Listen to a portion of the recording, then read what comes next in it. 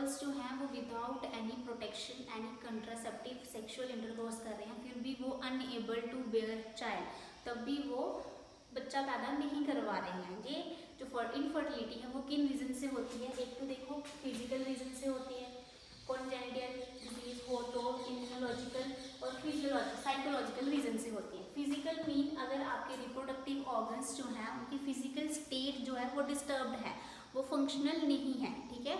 Congenital disease means आप में कोई जेनेटिक डिजीज है तो उस वजह से भी क्या होता है, इनफर्टिलिटी के चांसेस होते हैं। Immunological and psychological, immunological means आपका इम्यून सिस्टम सपोर्ट नहीं कर पा रहा है प्रेगनेंसी को, मे बी आपके हार्मोनल इम्बैलेंस है आप में, उस वजह से भी क्या होता है, इनफर्टिलिटी के चांसेस होते हैं। Psychological means due to stress, may be किसी पर्सन मेल पार्टनर या फीमेल पार्टनर, इन दोनों में से किसी को क्या हो रहा है, स्ट्रेस की प्रॉब्लम है, इनको डिप्रेशन की प्रॉब्लम है, तो इस वजह से भी क्या होता है, इनफर्टिलिटी के चांसेस जो हैं वो क्या हो जाते हैं, इंक्रीज हो जाते हैं। देखो बच्चों, इंडिया एक ऐसी कंट्री है जहाँ पे क्या होता है, अगर बच्चा पैदा नहीं हो रहा है किसी कपल के सेक्सुअल इंटरकोर्स से बच्चा पैदा नहीं हो रहा है, तो हमेशा किसको कोसा जाता है, हमेशा फीमेल्स को कोसा जाता है।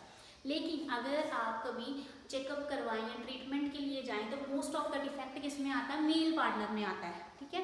तो आप अपनी ये सारी की सारी प्रॉब्लम जो है, फिजिकल प्रॉब्लम है आपको, इम्यूनोलॉजिकल साइकोलॉजिकल प्रॉब्लम है, कॉन्जेनिटल डिजीज है, तो आप इनको चेकअप करवा सकते हैं। इनके चेकअप के लिए स्पेशलाइज्ड क्लिनिक्स होते हैं जिनको हम क्या बोलते हैं, इनफर्टिलिटी क्लिनिक्स। इन क्लिनिक्स में जाके आप अपना ट्रीटमेंट करवा सकते हैं। लेकिन अगर आपका ट्रीटमेंट मानो काउंसलिंग, साइकोलॉजिकल प्रॉब्लम है तो काउंसलिंग होगी, काउंसलिंग से आपका ट्रीटमेंट जो है वो नहीं हो रहा, मेडिसिन से आपका ट्रीटमेंट नहीं हो रहा है, तो देयर आर स्पेशलाइज्ड टेक्निक्स हैं फॉर बेयरिंग चाइल्ड, बच्चा पैदा करने के लिए या प्रेग्नेंट होने के लिए देयर आर स्पेशलाइज्ड टेक्निक, जिनको हम क्या बोलते हैं, असिस्टेड रिप्रोडक्टिव टेक्नोलॉजी, आर्ट्स, ठीक है।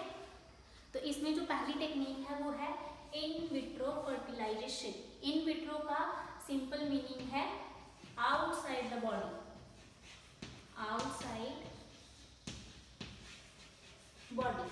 जैसे कि हमने पिछले चैप्टर में पढ़ा था कि जो रिप्रोडक्शन में के केस में, फीमेल्स के केस में क्या होता है, जो फर्टिलाइजेशन होती है वो कहाँ पे होती है, inside the fallopian tube, fallopian tube के अंदर होती है फर्टिलाइजेशन, ठीक है। लेकिन इस केस में जो फर्टिलाइजेशन है वो क्या कहाँ पे हो रही है, outside the body, outside the body हो रही है, तो इट मीन्स लेबोरेटरी सेटअप में होगी, लेबोरेटरी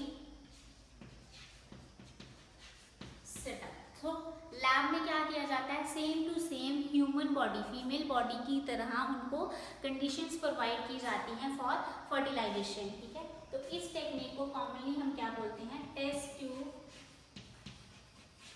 बेबी प्रोग्राम,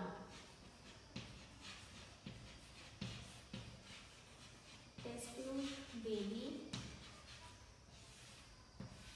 प्रोग्राम। इसमें हम क्या करते हैं, एक तो फीमेल गैमीट चाहिए हमें फर्टिलाइजेशन के लिए और मेल गैमीट चाहिए। फीमेल गैमीट्स में ओवम लेते हैं, या तो हम लेंगे वाइफ से या लेंगे फीमेल डोनर से, और स्पर्म लेते हैं या तो लेंगे हम हस्बैंड से या लेंगे हम मेल डोनर से, और उनको क्या करेंगे, एक टेस्ट ट्यूब में क्या करवाएंगे, फर्टिलाइजेशन करवाएंगे इनसाइड स्टिमुलेटेड कंडीशंस, मीन ऐसी कंडीशंस उनको प्रोवाइड करवाएंगे कि जैसे फीमेल की बॉडी के अंदर होती है, ताकि उनकी फर्टिलाइजेशन अच्छे तरीके से होगी।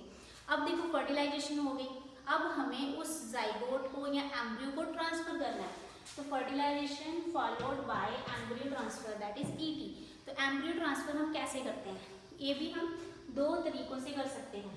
देखो अगर हमें जाइगोट ट्रांसफर करना है, जाइगोट और एम्ब्रियो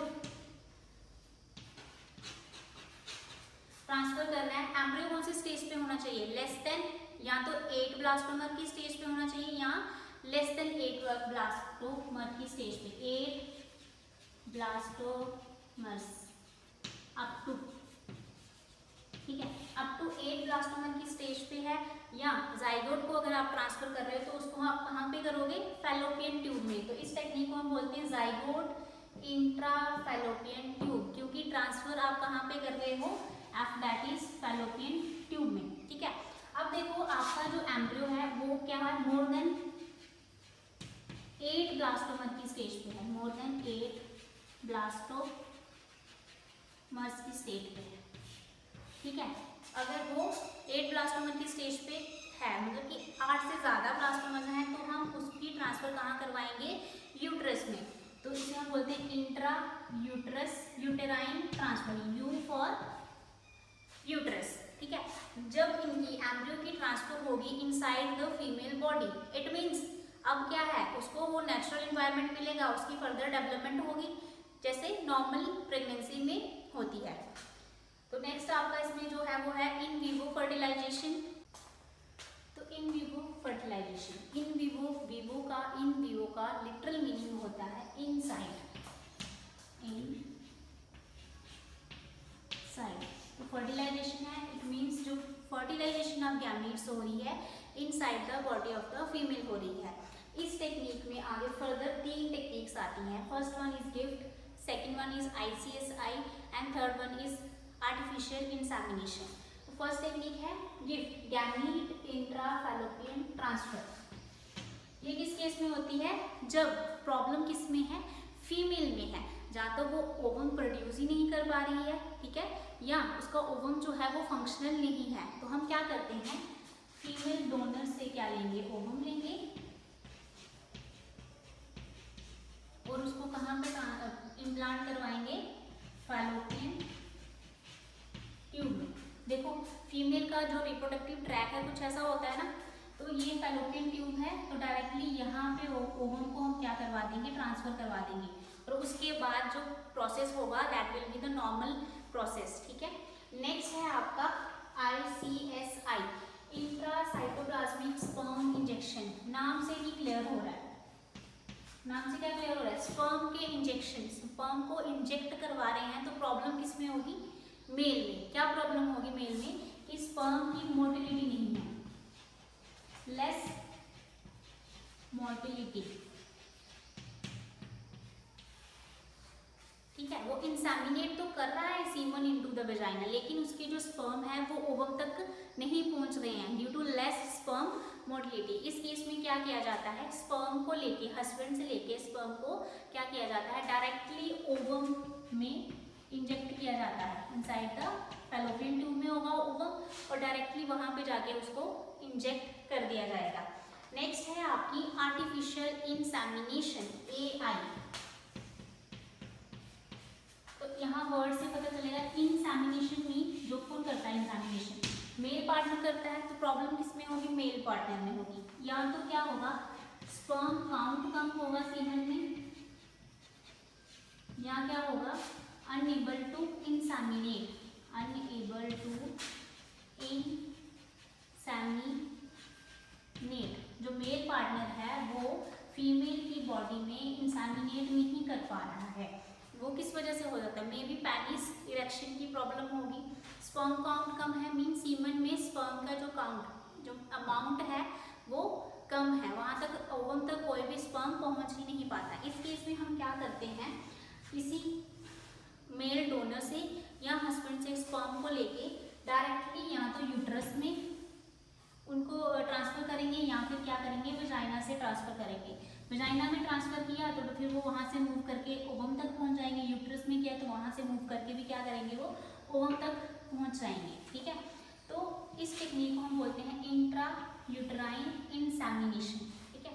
तो जैसे कि आपने पढ़ा, इनफर्टिलिटी को ख़त्म करने के लिए there are so many techniques, in vitro techniques भी हैं और इन विवो टेक्निक्स भी हैं, लेकिन all of these techniques are very much costly. Each and every person in the world cannot afford these techniques. हर कोई बंदा इनको afford नहीं कर सकता है, क्योंकि ये क्या है, बहुत ज़्यादा costly है।